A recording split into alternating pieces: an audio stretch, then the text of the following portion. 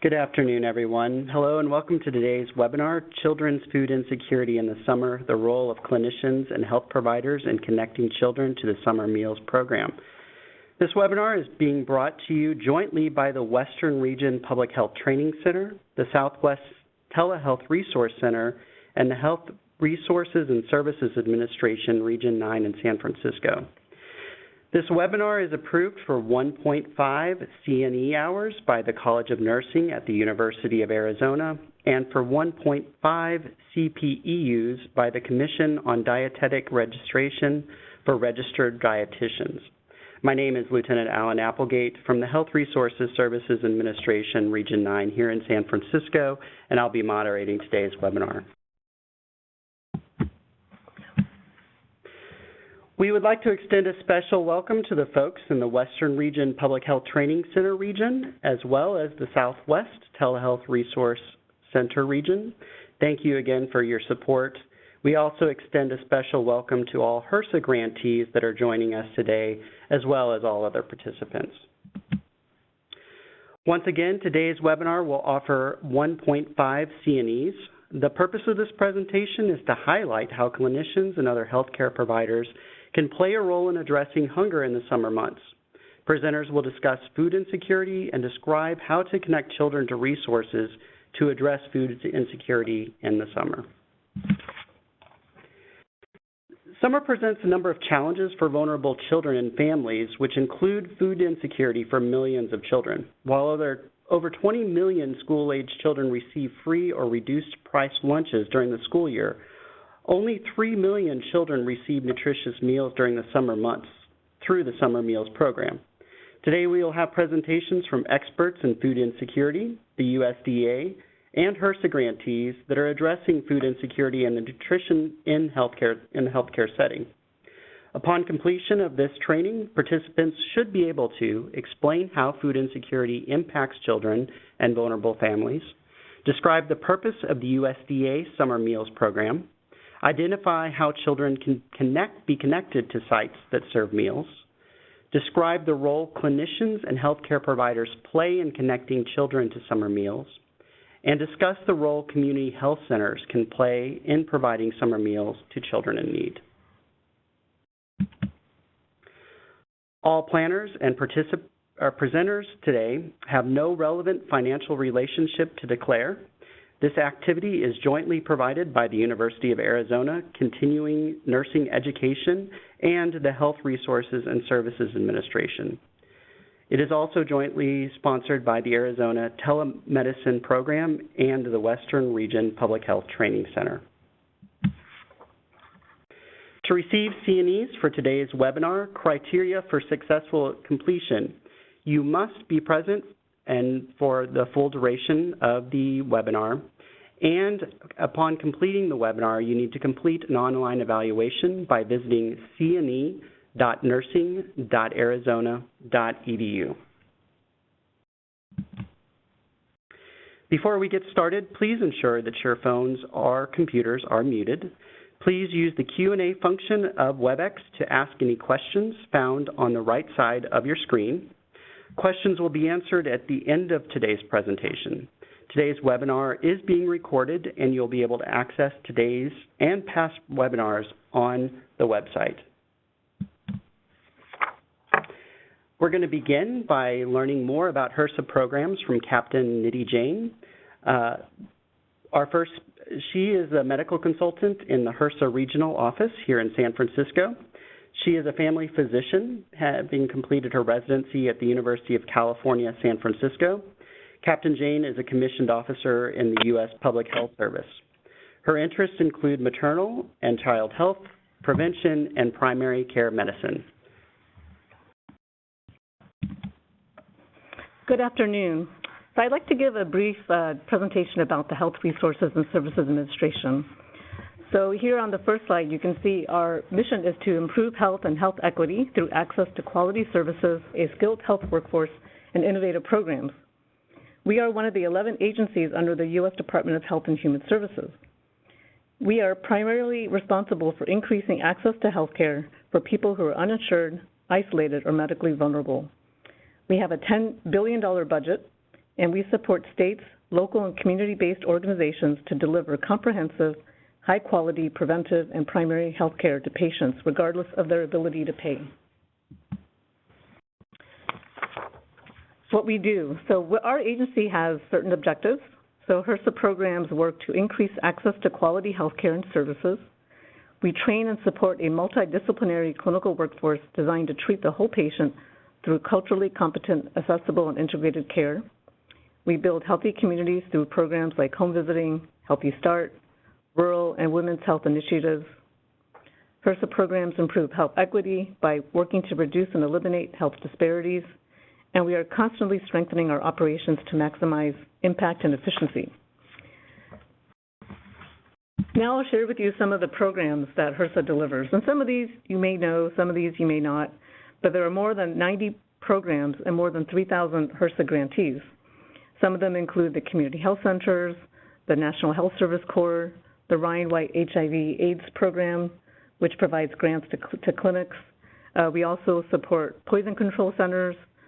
We support healthcare for the homeless and migrant health centers, among a myriad of other programs.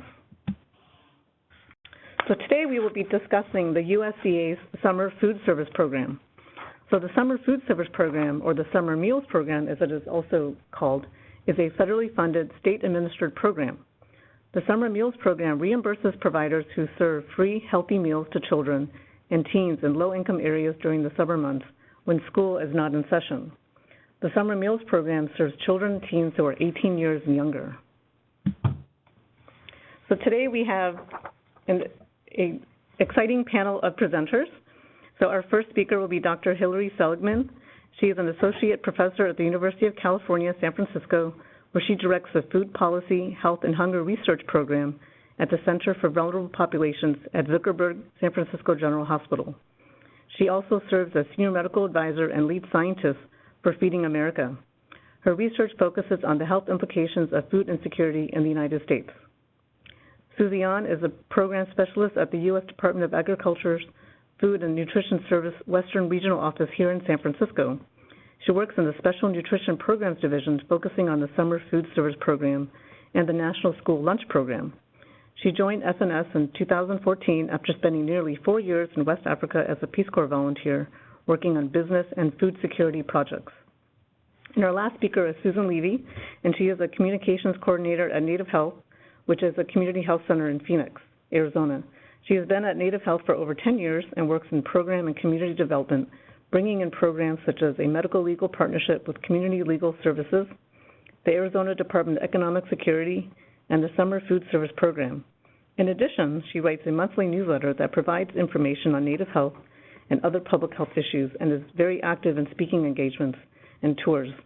She's one of the Arizona representatives to the Region 9 Regional Health Equity Commission. And here is our contact information. I forgot to put our emails, but I'm sorry about that. But if you have any further questions, you can contact us here at the Office of Regional Operations in San Francisco. So now we will move on to our next speaker, Dr. Seligman. Great. Well, thank you for inviting me to talk today about children's health and food insecurity. I'm going to give a very broad, quick introduction. I remember how to advance the slides now. On a very complex topic, I'm going to try to hit highlights over the next 15 minutes that really focus on understanding the distinctions between hunger and food insecurity and why that is important for understanding the health implications of food insecurity in children. We'll talk about the different mechanisms by which food insecurity impacts children's health, talk about the associations observed between food insecurity and poor health, and then talk about the two-item screening measure that clinicians are being asked to use in the clinical setting to screen for food insecurity.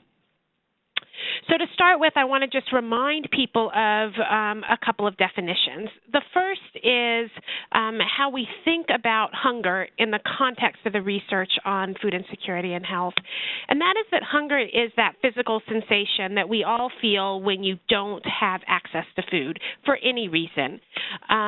a universal experience. And this stands in distinction to food insecurity, which the USDA defines as a household-level economic and social condition of limited or uncertain access to adequate food.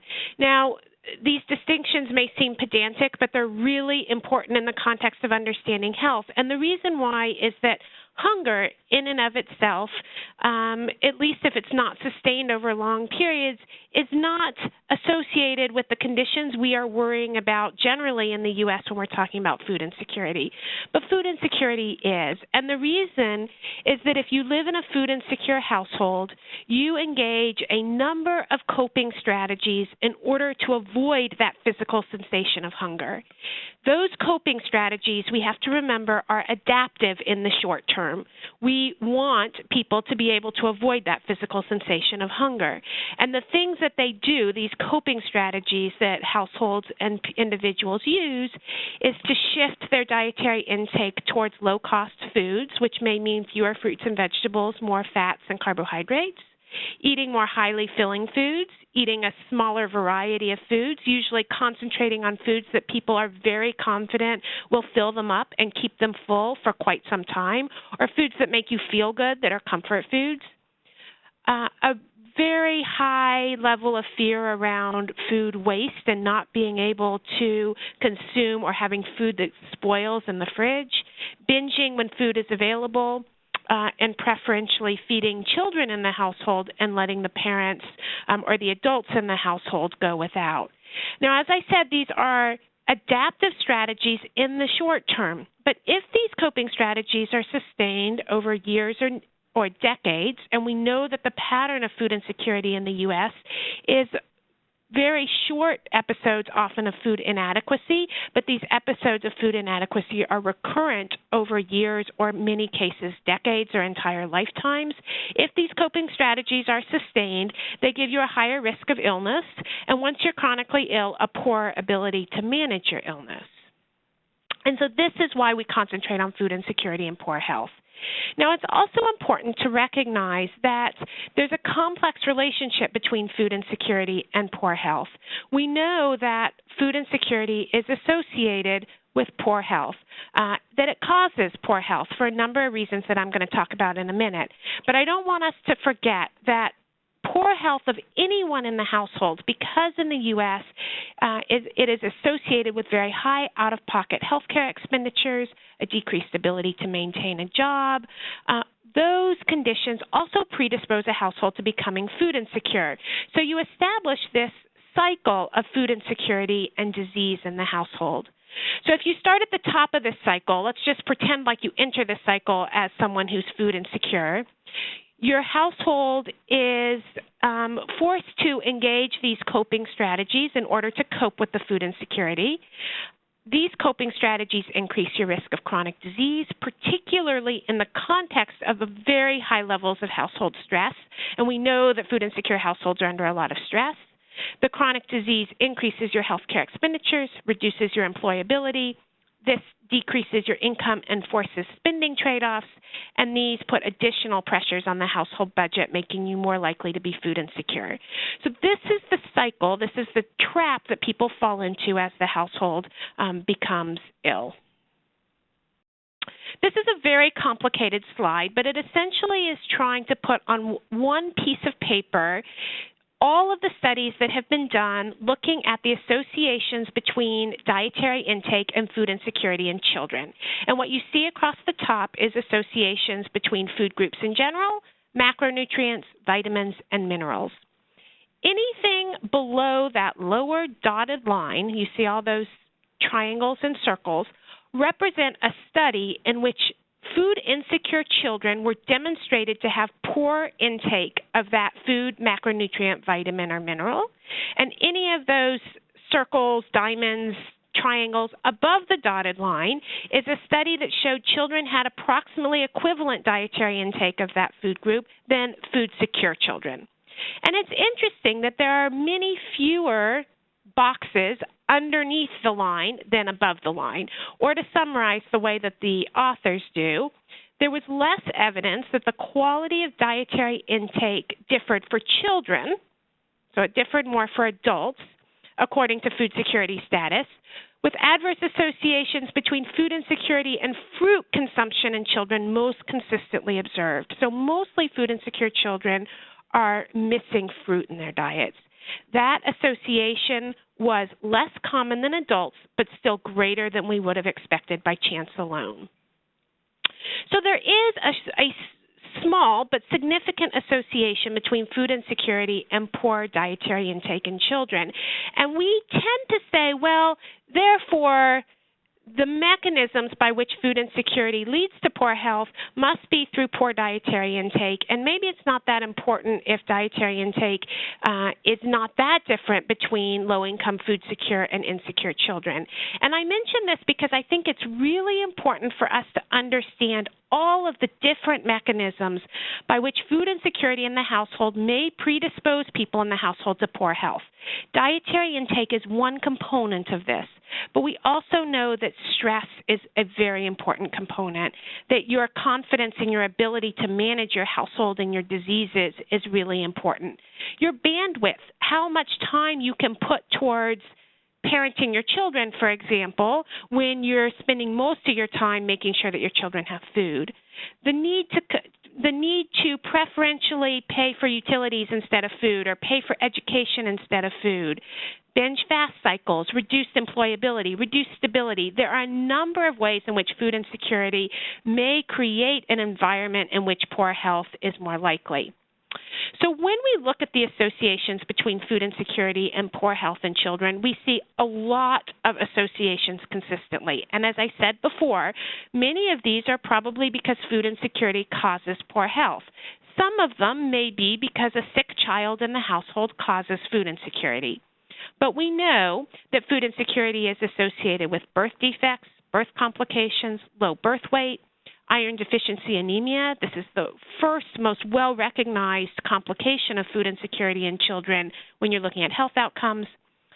Asthma, poor oral health, cognitive delays, behavioral problems, mental illness, increased frequency of hospitalizations, and poor health status. So it is very clear that food insecurity in your household is bad for the children in the household. Now, a couple of notes on these associations. If we say that the children in the household are not having a reduced dietary quality because of the food insecurity, in many cases this is because the parents are buffering the children from not having enough to eat, we still see these poor health outcomes among children. So it's not all about dietary intake. But when we allow food insecure households to have access to high-quality foods, it's doing things other than increasing dietary quality in that child. It's also reducing stress for the parents, increasing the ability to pay for other necessities in the household. There are lots of other things that meals programs do for children that we think improve health besides the dietary quality. And part of the reason I say that is that we really underestimate the health impact of meals that we provide when we're only looking at the nutritional quality. They have a much greater impact than sometimes we can even tell in our studies.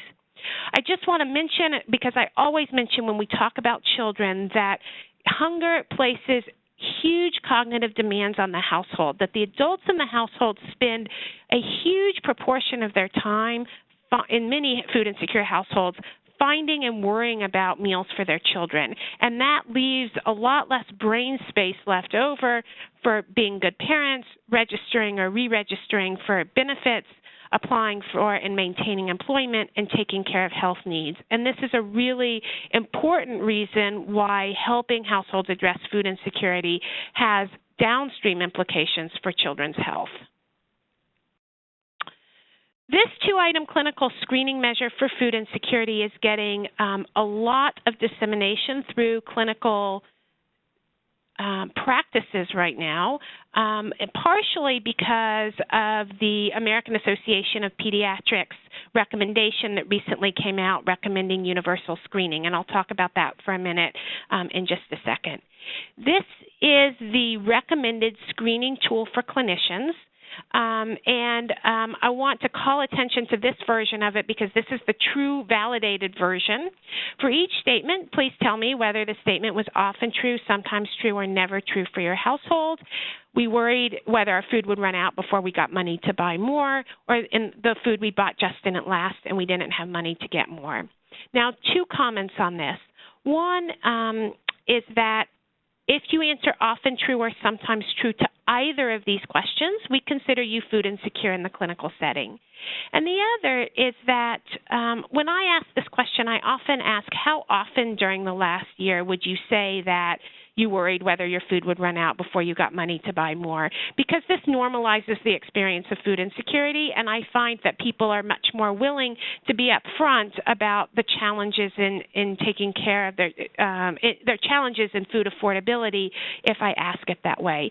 Sometimes, particularly parents of young children, are very hesitant to admit to food insecurity because they are concerned that they will be found neglectful of their children if they're unable to feed them. We do have a number of clinical screening algorithms to inform clinicians of what they should do if they find a positive food insecurity screen among children in the household. This is the best one, I think, from the Childhood Hunger Coalition in Oregon. We're working on updating this, but in the meantime, this is, I think, one of the best algorithms out there. And it's getting a lot of dissemination right now because of this brand new recommendation from the AAP recommending universal screening for children, really recognizing the very clear health impacts of food insecurity among children in physical and mental health, behavioral health, and developmental outcomes. So what they recommend for pediatricians is the 2-item screening tool that I just mentioned. They recommend different response options, so I urge you to use the response options that I showed you in this webinar rather than the one in the policy statement that is not validated.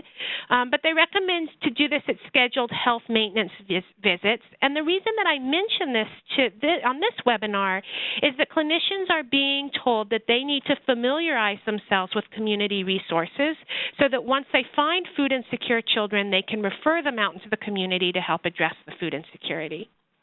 They also advise that pediatricians should learn how food insecurity impacts health outcomes and be advocates for increasing access and funding to nutrition programs.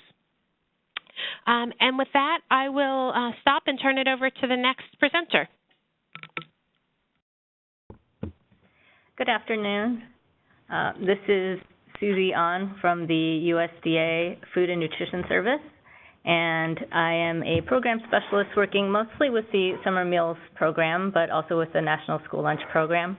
And to give you a little background on the Food and Nutrition Service, this is the agency that houses 15 food assistance programs, and you may be most familiar with SNAP, which is the Supplemental Nutrition Assistance Program, as well as the National School Lunch Program, and WIC, which is the Women, Infants, and Children Program. And one of our agency priorities, not just this year, but the past few years, has been the Summer Food Service Program. And as was so eloquently presented in the previous presentation, food insecurity is a problem for children, and especially in the summer. And just to give you an idea first, before we get into the program, a little bit about why, actually where the Western region works. Here's a map of the 7 regions that FNS is divided into, and the Western region is the largest geographically. It consists of 8 states: Alaska, Arizona, California, Hawaii, Idaho, Nevada, Oregon, and Washington, as well as 3 territories: American Samoa, Commonwealth of the Northern Mariana Islands, and Guam. And it does say there that the territories do not participate in the Summer Food Service Program, but that doesn't mean that the children there are not being fed in the summer. They're just being fed through other programs at the moment. So, summer meals.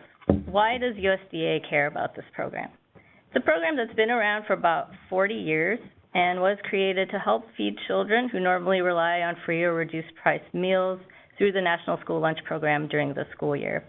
It's, as was mentioned earlier, it is a reimbursement program that is federally funded and is usually administered by state departments of education, or in some cases, the State Department of Agriculture. There are several different types of summer meal sites, but most sites are what we consider open sites. That means that they're open to all kids 18 and under if the site is located in a low-income area, and there's no registration or sign-up required. So this program is important not just because of food insecurity issues. You may have heard of the summer learning gap, which is the learning loss that occurs in the summer when students are away from the classroom and away from academic activities. And in many communities, there are summer academic programs like summer school or summer reading programs that help address this issue. However, there aren't that many programs that address what we call the summer nutrition gap, and the USDA Summer Food Service Program attempts to close this gap that occurs when children who usually receive nutritious meals at school are no longer in school and do not have access to those meals anymore. So how big is this gap? As was mentioned earlier, approximately 21 million children in the country receive free or reduced price lunches during the school year, and only about 3 million of those are actually participating in summer meal programs. In the western region, that translates to about 4 million children receiving lunches during the school year, but only about 600,000 receiving summer meals during the summer.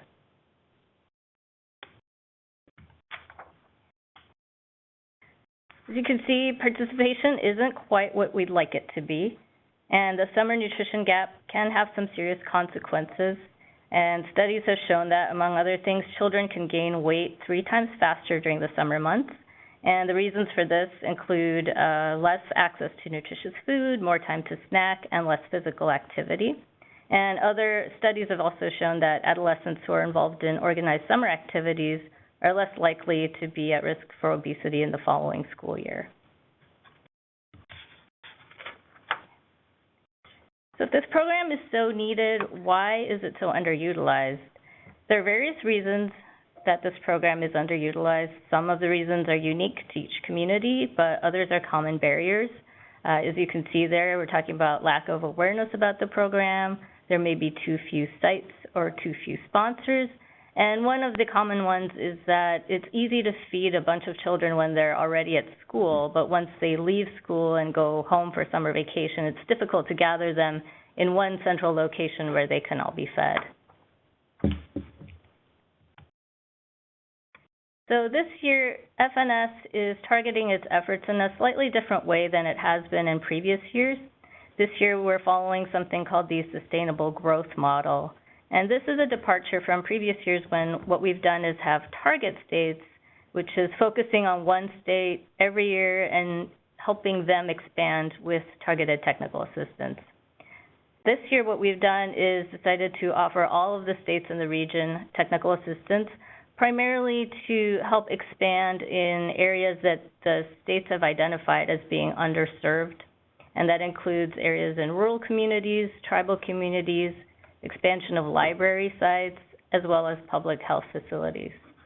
We've had some success partnering with other government agencies as well, such as rural development and housing and urban development, which have connected their low-income housing complexes with sponsors. And we're particularly interested in developing partnerships with public health entities because not only are the subjects that we tackle very similar, but we often deal with the same demographics, making this a collaboration that we think has great potential.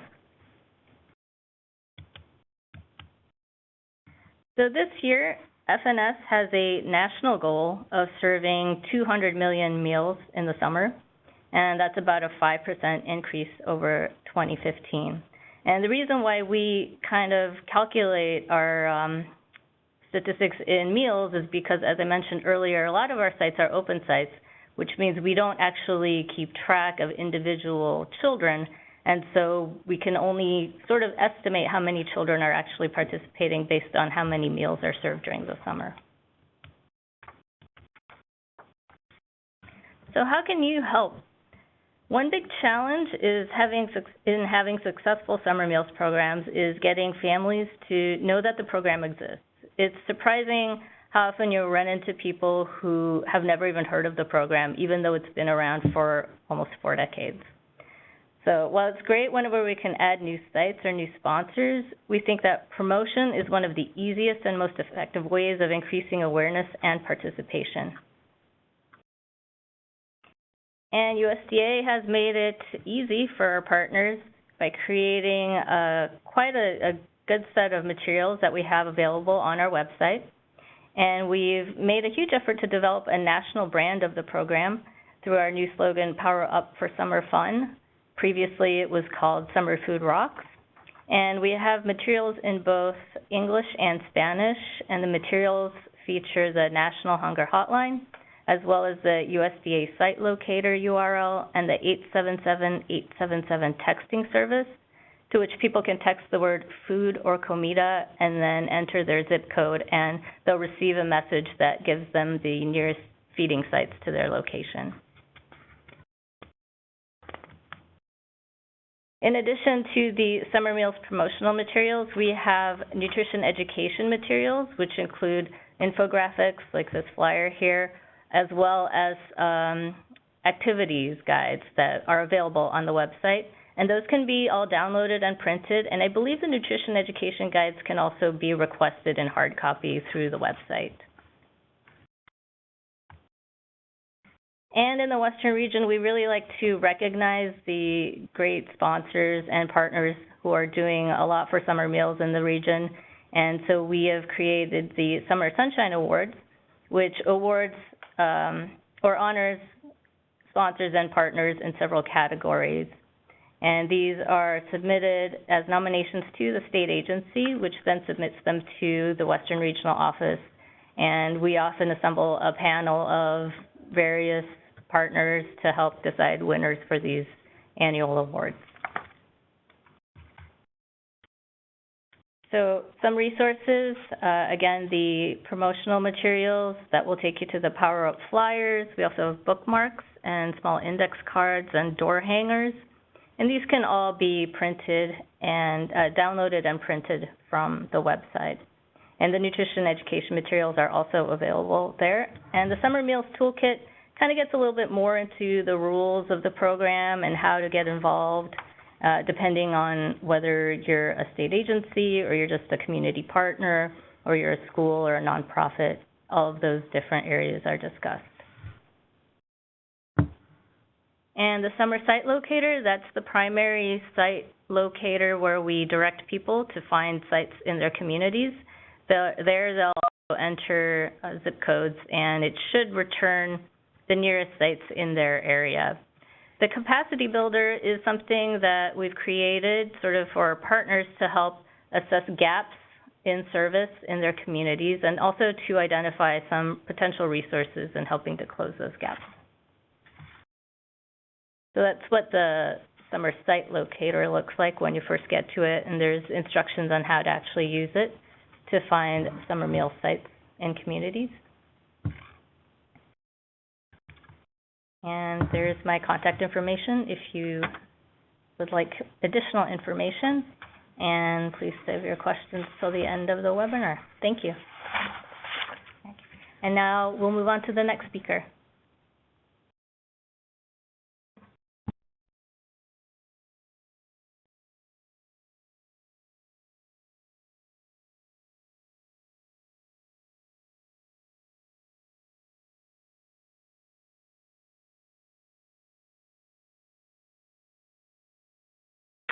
Hello, everybody, and thank you for listening. My name is Susan Levy, and I'm from Native Health.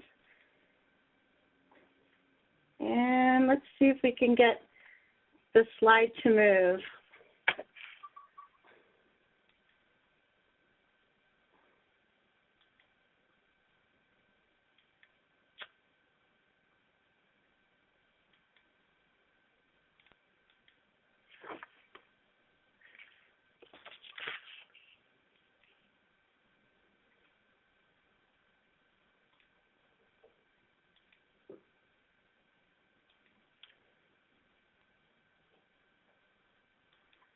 Okay.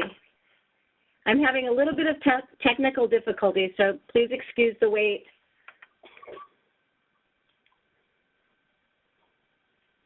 Do you see the blue arrow at the top next to 48? I do, and It's not going.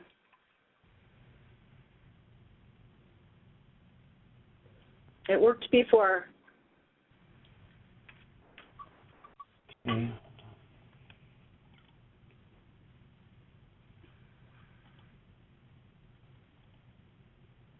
There we go. Okay, so again, I'm from Native Health. My name is Susan Levy.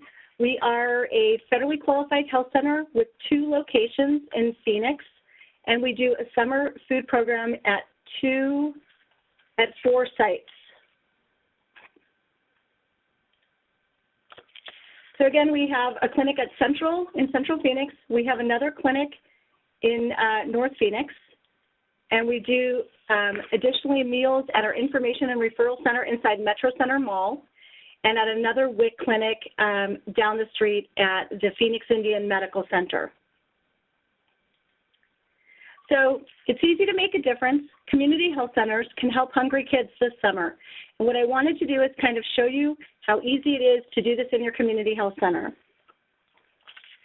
So the learning objectives today are the first steps to starting a summer food service program, steps for expanding and ease of increasing visits to community health centers and community benefits from the summer food service program, leveraging partners and community resources, and the minimally invasive intensive steps in utilizing the summer food service program.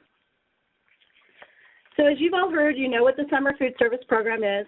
Our partner is St. Mary's Food Bank, which is the sponsor, and it comes from the Kids Cafe at St. Mary's Food Bank every day. So as you've heard, any child under the age of 18 or younger is eligible for a free meal. They do not need to be affiliated with our community health center, and they can just pop in and get a meal during the designated meal times Monday through Friday.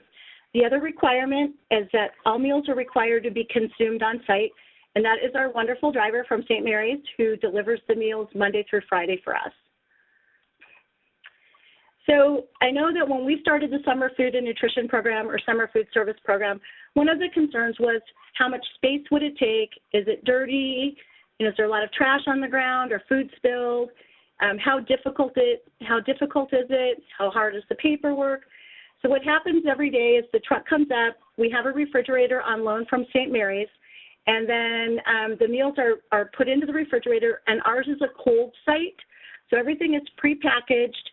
And it's all, the milk is in there along with the prepackaged meals.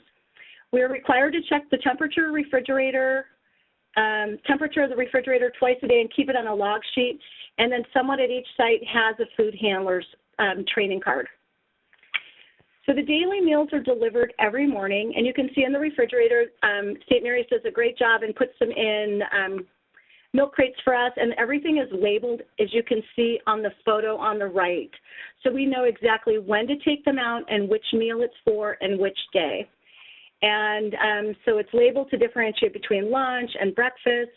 And currently, when I had written this slide, we were doing 100 meals a day, and we're now sitting, I believe, at close to 150 at this site alone. So at our other sites, our site at the WIC clinic does breakfast and lunch.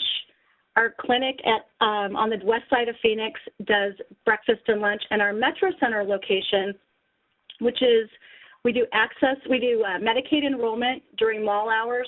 We do those 7 days a week. We do meals, we do breakfast and lunch 7 days a week inside a mall. And I'm not sure how many sites there are like that, but it's a great way to get the summer food program out to the community that needs it. So again, it's minimally labor-intensive steps. All you do is you just check off the meal as the child takes it, and they eat it on site. We ensure that the meals are given at the assigned times and that they're handed out to children 18 and under. We do not ask for any identification. It's just if you're a child and you want it, then we give it to you, and we ask that they sit at the table or in one of the chairs and then eat the meal. One thing we've done is we do a lot of advertising. We have flyers that we put out. We're getting an A-frame from our county health department is going to be assisting us with that. We have a sharing basket, as you can see on the counter in the picture. And we do have signs all over and flyers, and we've emailed all of our partners and let them know that it's available. And it seems to be working. Our numbers are going up, and families have called and requested menus, and they come in. I see the same families every day in the waiting room asking for meals. So in the sharing basket, as you can read, any unopened items that are unwanted can be placed in the basket, and then they're available for others.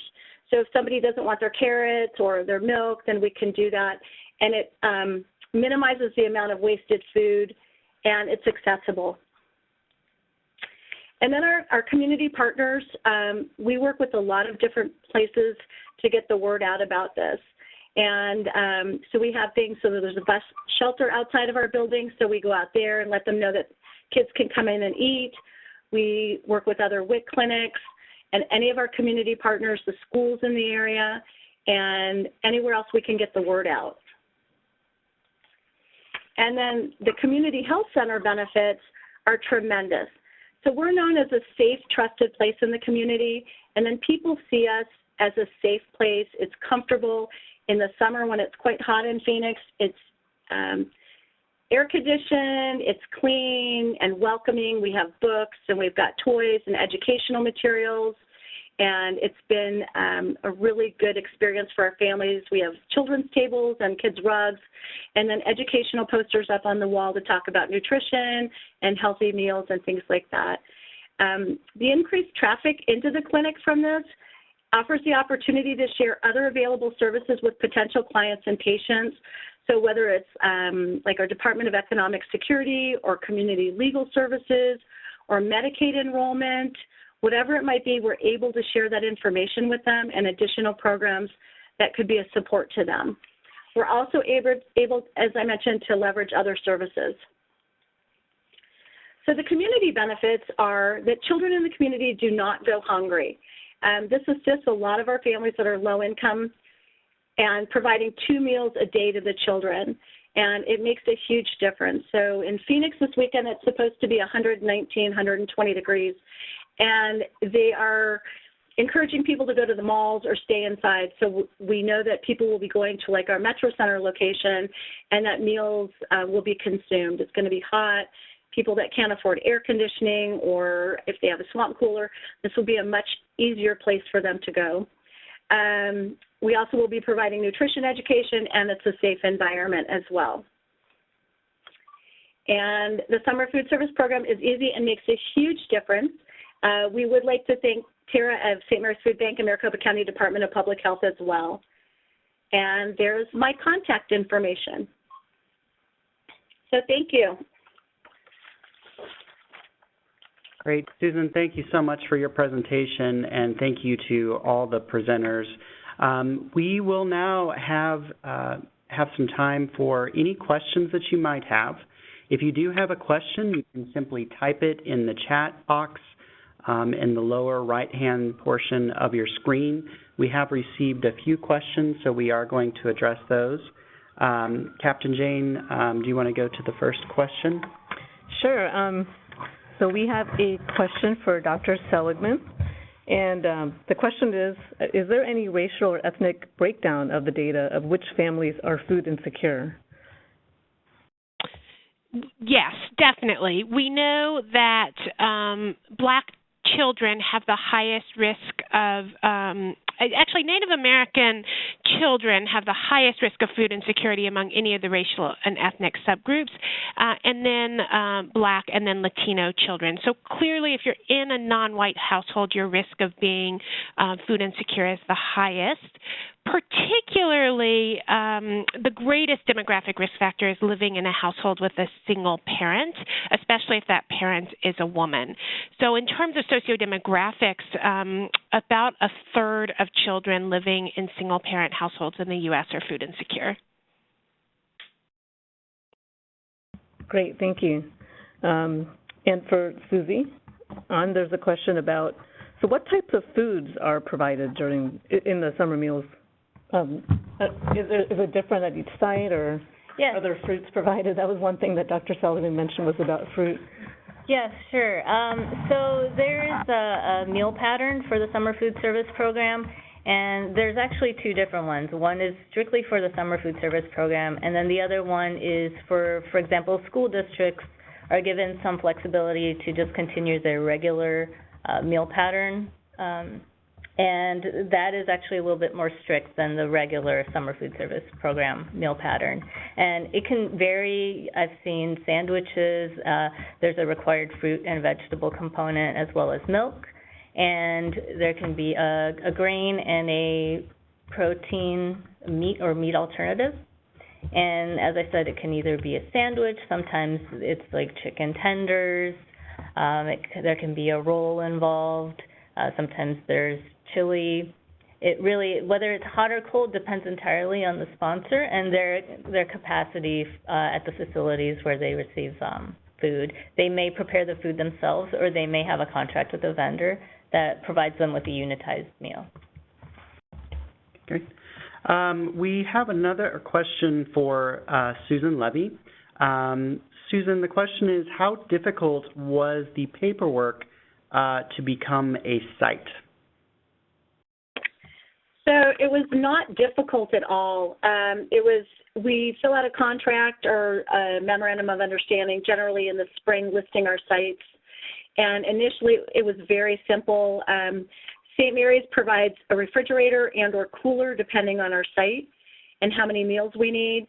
And once that was done, getting that in and the initial paperwork, it's fairly simple. The record keeping every week is also very minimal. We fax it off every Friday.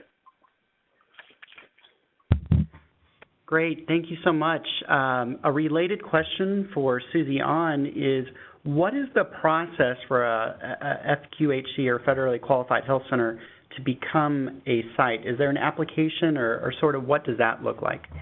Sure. So the first step you would take would be to contact the state agency in your state that administers the program. And what they'll probably do is try to connect you with an existing sponsor. For example, Susan talked about Native Health being a site under St. Mary's, and St. Mary's, I believe, has 100 or more sites in the Phoenix area. And so the administrative burden is a lot less on sites. And what the state agency will do is they'll kind of walk you through, like, finding a sponsor to sponsor you. They'll be responsible for making sure that your site has food, and they'll also have to provide some minimal training on things such as meal counting and making sure that all of the kids are eating the meals on site. And after that, I think it's a pretty simple process. It's a lot less of a burden than if you're the sponsor. Another question is, and I think this relates to what are the sources for the food. The question that was relayed is, are you able to use local food sources? Yes, absolutely. Actually, we have an initiative that promotes the use of local foods in actually all of our child nutrition programs at FNS. And so local foods are highly recommended and encouraged.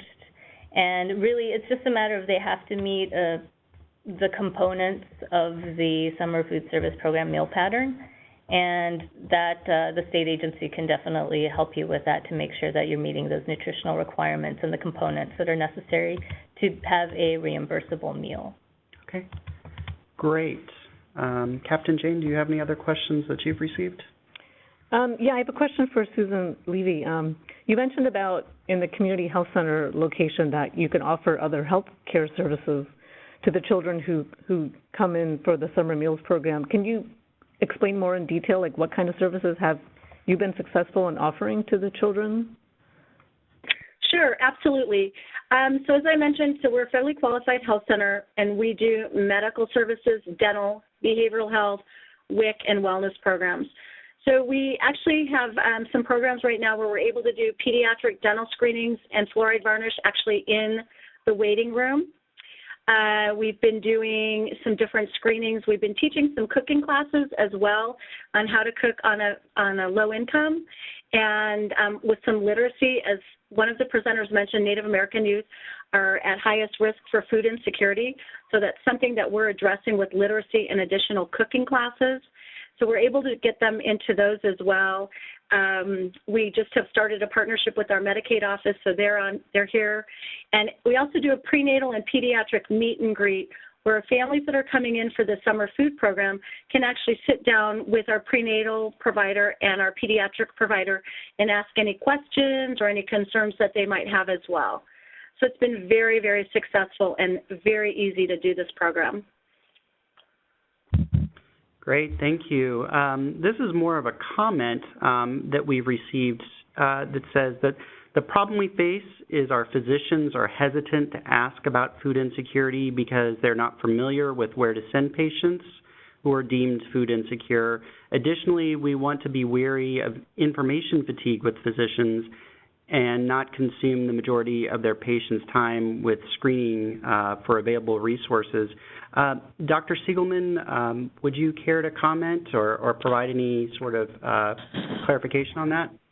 I would love to, because it's something I've given a lot of thought to. From a clinician's perspective, the only reason to initiate a screening test is if once you detect a disease or a risk factor, a condition like food insecurity, you have something to do about it that will prevent the downstream complications. So what a physician wants to see for a traditional screening test is if I screen for food insecurity and I do what I'm supposed to do to address the food insecurity, does the child's risk of obesity or developmental delay or iron deficiency anemia or something else go down? The answer to that is we think so, but we don't have the highest quality evidence to support it. And so physicians they give pushback about it, and I understand that as a primary care physician myself. So what can we do? The first thing is it's extremely important, I think, to have systems approaches to dealing with a positive screen in the clinical setting and not leave it to the individual provider to figure out what to do. So what this means is if the provider does the screening test, and I actually suggest that it doesn't need to be the provider, and maybe you don't maybe it shouldn't in many contexts be the provider. Maybe it should be the social worker, the nurse, anybody who has contact with that family and has a rapport with the family. But whoever in the clinic gets the positive food insecurity screen has a flow chart for the clinic that tells them what to do. And in many cases, in an FQHC in particular, it is a referral to the social worker, and the social worker already has all of the community resources at hand. Those may include making sure that the household is signed up for SNAP benefits, that the children know where the summer meal sites are, that they're enrolled in the National School Lunch Program, that they know where the food pantries are if they need it, et cetera, that all of those things are at hand. The more that we can take it out of the provider's hands, the better we are. I will mention one other piece of data. There are some Kaiser systems in Colorado that arguably have the best experience with this in the clinical setting. And what they found is if you hand a food insecure household or mother a piece of paper in the clinic that says you should enroll in the National School Lunch Program or you should go to a summer meal site, about 3% of families followed through. If you did something more active, like actually get them enrolled or actually tell them where to go for the summer meal or actually help them to start the SNAP enrollment process, that connection rate increased by about 10 times. So we have to put systems in place in clinical settings to do more than just hand people a piece of paper, and the more we can take it out of the provider's hands, the better off we are. Great. Thank you, Dr. Seligman, and I do apologize for misstating your name a moment ago. Okay, we have a couple more questions. So this is for Susie. Is the process for finding a sponsor like St. Mary's difficult in rural areas, or do most food banks help with providing food and refrigeration? Sure. Rural areas have been one of the most challenging areas for us to tackle with this program. And while food banks have been very helpful, that really varies from state to state and from community to community. And I think Baylor University actually just recently released a study that showed that transportation issues are a real barrier to summer meals for children.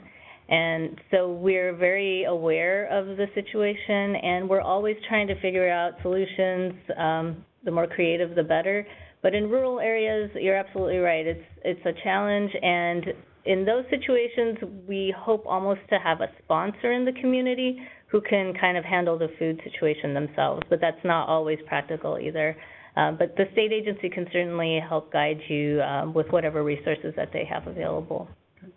Great. And another question, and I'm sure that this will be relevant to many of our tribal partners throughout, particularly the western region. For Navajo Nation, would it be allowed to serve Navajo traditional foods? We're trying to be very culturally sensitive to the participants in our programs, and so we try to make accommodations for local foods, for traditional foods as often as possible. I am not quite sure of the specifics of the types of food and what is allowed and what isn't, but this may be on a case-by-case basis, but I'm happy to look into that further for you if you want to contact me directly. Okay. Another question, again, this might be for Susie or for any of our panelists. Are school nurses provided with information about the summer meal program to send home with students before summer breaks? No. Susie, are you aware of that? I'm not aware of that myself. Perhaps the other presenters might be more familiar with that. Dr. Seligman, in any of your research, is that a practice that you found? I don't know, but it is a great idea and a great way of great systems way of dealing with the lack of awareness. So if it's not, it should be. Susan, are you aware of that occurring in Phoenix or anywhere in Arizona? I do know that in Phoenix, some of the school districts do hand out a listing of the summer food sites, whether it be through their district or surrounding areas as well. So I'm not sure if they all do it, but some of our partners have done that. And it is a great idea.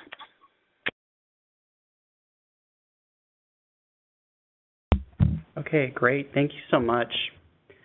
If you do have any other further questions, please do feel free to email any of our presenters. Again, their contact information was provided throughout the presentation. Just wrapping up, we do have a few webinars that are coming up. The next webinar that, again, HRSA is partnering with the Public Health, the Western Region Public Health Training Center, is real-time clinician consultation services for substance use management. There is a link here provided that you can register for that webinar. And that is provided in concert with the Clinical Consultation Center here in San Francisco. Later in the fall, we do plan to again partner with USDA and with the Western Region Public Health Training Center to provide a webinar on how clinical sites like Native Health, how they can become a distribution site. That process does begin in the fall, and so we do plan on providing more information. If you are a FQHC or a health center or hospital, how you can become a distribution site. So again, if you are a nurse and would like to receive C&Es for this webinar, you need to visit cne.nursing.arizona.edu. So be sure to complete that to receive credit. If you require CPEUs, here is the link to receive those. You'll just need to complete an evaluation to receive those credits. We also we appreciate your participation in today's webinar, but we would really appreciate any feedback that you might provide to help us in the future for webinars that we have. We would appreciate if you would take a moment to complete this survey. Again, just click on this link, and I'm going to leave that up for just a moment. We do have one other question. If you'll stand by, we will try to address that.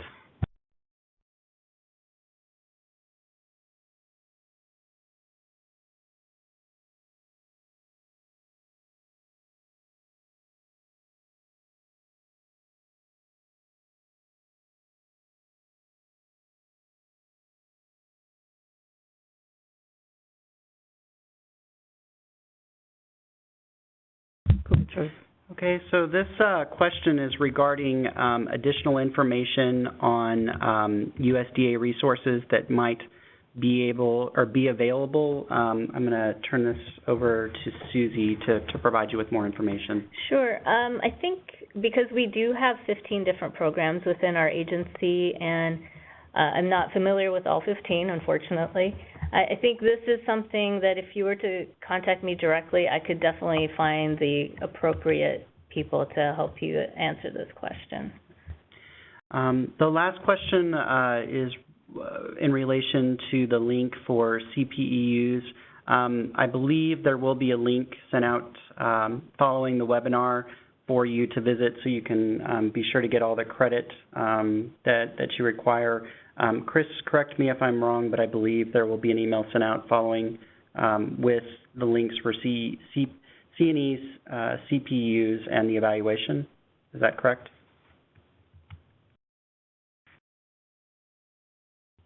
Okay. If not, we'll be sure to get that information out to everyone. That does conclude today's presentation. Again, we very greatly appreciate your participation, and we look forward to having you on future webinars. Thank you so much.